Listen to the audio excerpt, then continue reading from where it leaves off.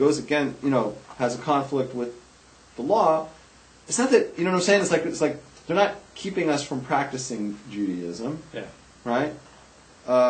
It's not, we can live without it, kind of a thing. Does that make sense? Yeah. Sharia, here's the problem with it. They want to have their honor killings. They can go ahead and do that, but they can't do that here in America. Because in America, we're going to protect that woman from being killed. That's not the same by the Catholic situation.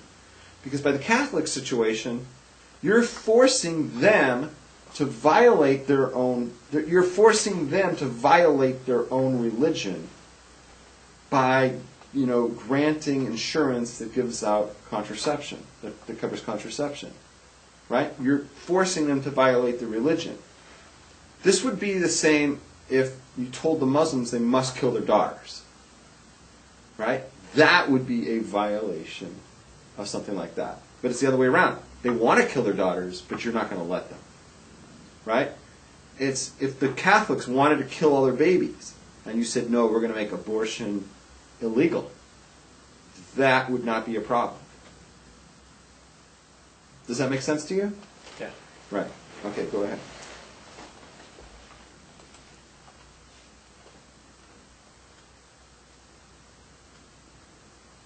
I distrust people who speak beautiful words but don't back them up with specific examples. For example, Barack Obama in his 2008 campaign, he was all for hope and change, but never got real specific. So I don't trust beautiful words if they don't have practical, specific applications.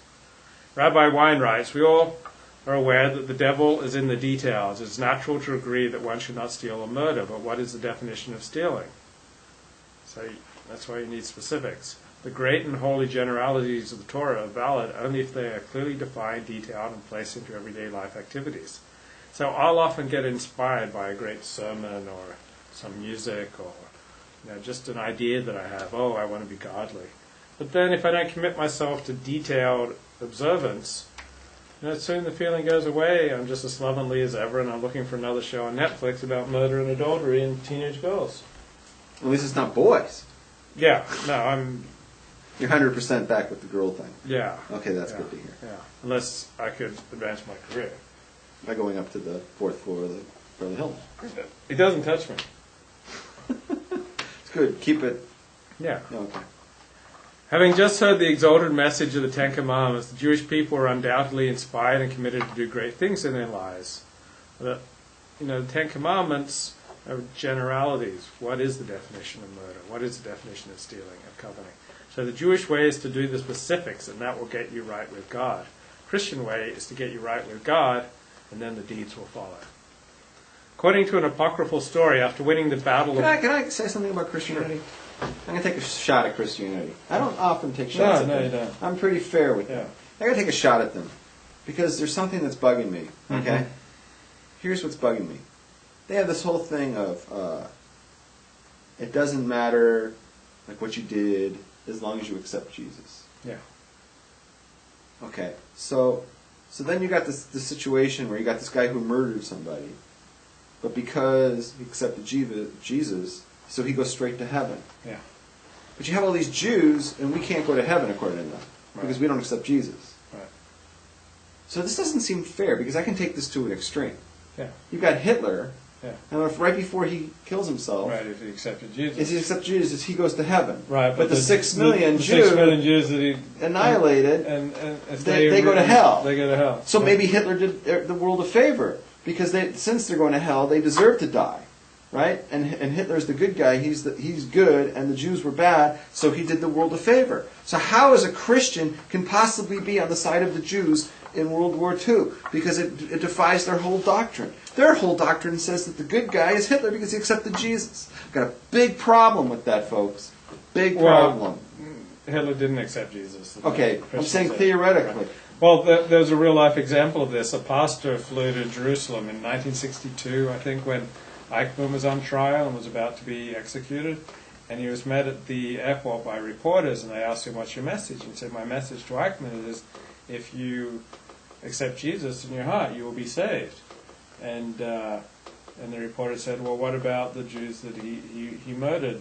If they refuse to accept Jesus, can they be saved too? And the pastor replied with a pithy no.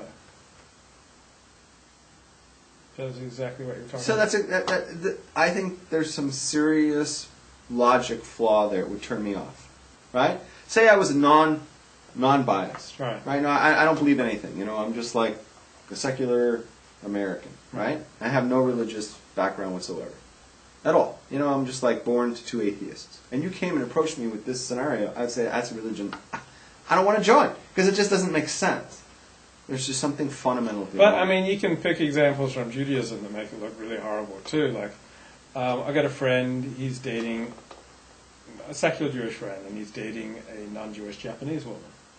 Okay. And so she wants to start. Once again, Asians working their way into tonight's conversation. This is. So she wants them to start observing Shabbat. Okay. So she brings over some of her Asian friends, and they light candles, and they're making Shabbat dinner. And he tells them, like my secular Jewish friend tells them, well, you know that if any of you were dying, and it's the Shabbat, I could not pick up the phone to call an ambulance for you unless that would lead to anti-Semitism, if I didn't try to save your life. But if it wouldn't lead to anti-Semitism, if no one would know, then I couldn't break the Sabbath to save your life. It's not anti-Semitism, it's a Chil Hashem is what it is. Right, so you'll have like yeshiva boys who wouldn't break the Sabbath to save the life of a non-Jew unless it would make Jews look bad. Well, now that you've already spilled the beans, now every Jew has to save it because it's already out there. So, no, like, actually, I'll tell you like this. I'll tell you like this. All religions look stupid. No. The truth is like this. It's nowadays, since we live in America and whatnot, right? So the halacha is, because it's a Chil Hashem, that every time you see a non-Jew, and you should make the phone call, you should get involved. That's the halacha straight up. Because I had this situation because years ago, there was an auto accident here on Pico on Shabbos. Mm-hmm. There was an auto accident. Mm-hmm. Everybody involved, I assume, is non-Jewish because Jews are all keeping Shabbos. They wouldn't be driving on a Saturday, right? So 90% of Jews drive on Shabbat. But I don't want to hear. Okay, so there's like a bunch of people, and I assume they're all going when they got in an auto accident, and like all the people helping them were the people from B'nai David and the Chabad, because they were right there. So I showed up, and I wanted to see what was going on, and the next thing you know, I'm like directing traffic. I'm in the middle of the street directing traffic, directing the fire engine in. It's like, yeah, pull in like this, right? And then I'm like thinking to myself, I don't even know if I'm halachically allowed to do all this. It's like, here I am breaking Shabbos and Farhesia, right? So I wrote to my rabbi about it after Shabbos, and I said, I don't know if I'm from anymore. What is what I did? He wrote back, he goes, no, you did a mitzvah. He said, you didn't break, first of all, you didn't break any Shabbos, because you're allowed to do these. According to halacha, you're allowed to, like, this is like not a malacha, right? Yeah. He said, like, first of all, you didn't do anything. And second, even if you did, you're doing a mitzvah because what's the alternative? Sit there and watch people die? That's a Chil Hashem. That's like saying, oh, I'm too holy for that because I'm keeping Shabbos, so you're going to die. Like, that's not what the halacha is supposed to mean. So whoever comes and says, like, oh, Jews are not allowed to save non-Jews on Shabbos, that's taking that halacha out of context. That's not what it means. Because the Chil Hashem factor overrides everything. Chil Hashem means desecrating the name of God. Right. So according to an apocryphal story, after winning the Battle of Austerlitz, Napoleon chose 3 of his bravest soldiers to honor them.